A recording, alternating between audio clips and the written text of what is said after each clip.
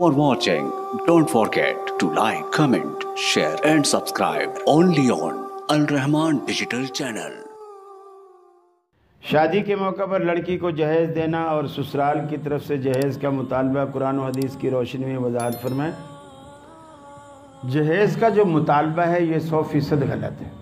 لڑکے کو کوئی حق نہیں پہنچتا کہ وہ لڑکی والوں کو، دیکھیے ایک بندے نے آپ کو جگر کا ٹکڑا ہی کاٹ کے دے دیا، اب آپ اس سے کیا مانگیں گے؟ اور اس سے اور آپ کیا مانگنا چاہتے ہیں؟ یہ لسٹ تھما دینا لڑکی والوں کو کہ فریج ہو، گاڑی ہو، یہ ہو، وہ ہو، ورنہ یہ ہم نہیں لیں گے، تو یہ ناجائز شرط ہیں۔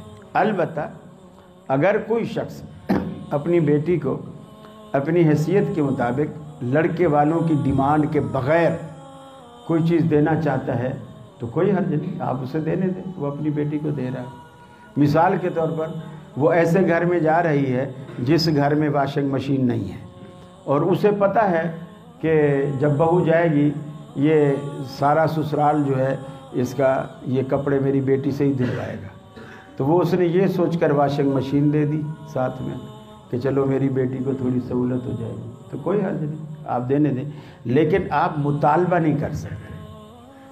جی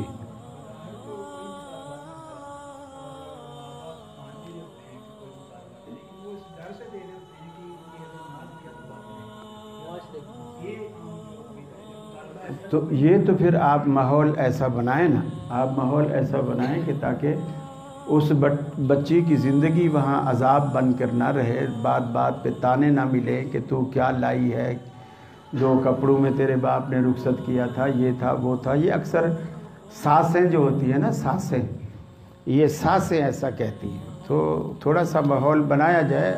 اور میرا خیال ہے اگر دینی گھرانے کی لڑکی دینی گھرانے میں دی جائے تو یہ باتیں پیدا نہیں ہوتی، اسٹیٹس بڑا معنی رکھتا ہے۔